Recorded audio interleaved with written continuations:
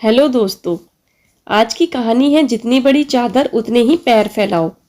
अरे बहू देख, तेरा कोरियर आया है। आती हूँ मम्मी जी। 8-10 सामान पकड़ाए कोरियर वाले ने। पूरे 2 लाख की खरीदारी की थी रिया ने। सुनीता जी ने बोला, अरे बहू, अभी परसों ही तो गई थी बाजार। वहां से भी तो बहुत से सामान लाई थी। हाँ मम्मी जी, इतनी सुंदर सुंदर चीजें दिखती हैं तो अपने मन को रोक ही नहीं पाती हूँ। और साथ में सेल पर भी मिल रहा था। 20 से 25 हजार की साड़ियाँ 50% डिस्काउंट पर मिल रही थीं। साथ में सूट, जूते, चप्पल सभी पर सेल। तो सभी चीजें ले ली। पर बेटा, तुम तो साड़ी पहनती ही नहीं हो। रिया बोली, अरे मम्मी जी, कभी काम पड़ गया तो तब लेने जाऊंगी क्या? कभी मन हो गया पहनने का।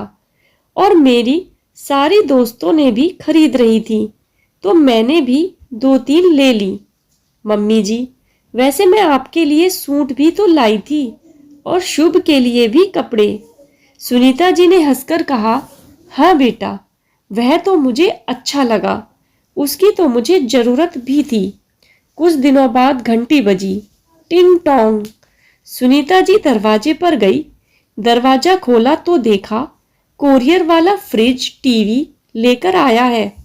अरे रिया बेटा, तूने फ्रिज टीवी ऑर्डर किया था क्या? हाँ मम्मी जी, कहकर रिया दौड़ते हुए आती है। वह आ गया। अरे बेटा, पर पुराना वाला सही तो चल रहा था। मम्मी जी, आज का लेटेस्ट टेक्नोलॉजी का नया फ्रिज टीवी आ गए हैं तो मैंने सोचा वही ले लेती हूँ, इसलिए मैंने उसे ऑर्डर कर दिया। पर इस पुराने का क्या होगा बेटा? अरे मम्मी जी, इतनी चिंता क्यों करती हो?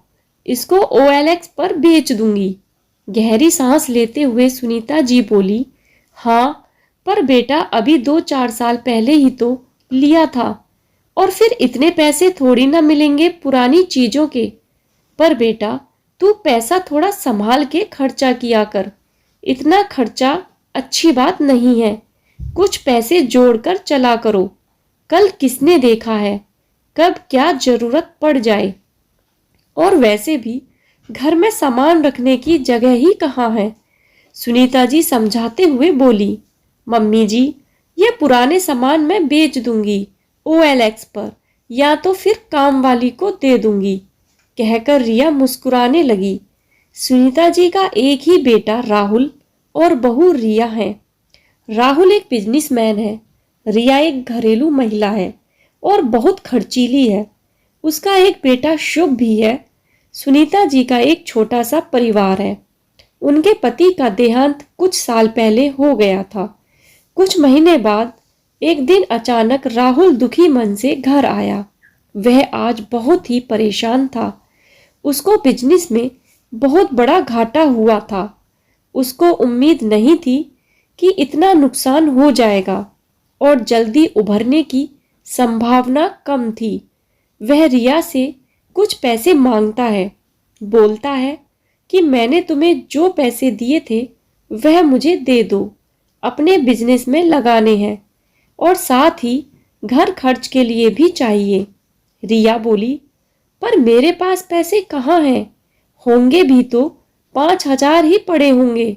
अरे, मैं तो तुम्हें हर महीने कितने पैसे देता हूँ। अब मुझे पैसों की बहुत ही जरूरत है, पर मैं उन्हीं से ही तो सामान खरीदती हूँ।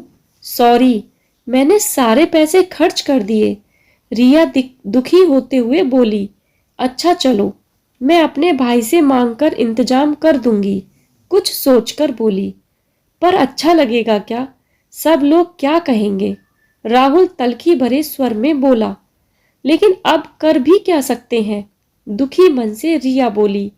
तभी उनकी बात सुनकर सुनीता जी अपने पास जमा किए हुए पैसे लाकर राहुल को देती हैं।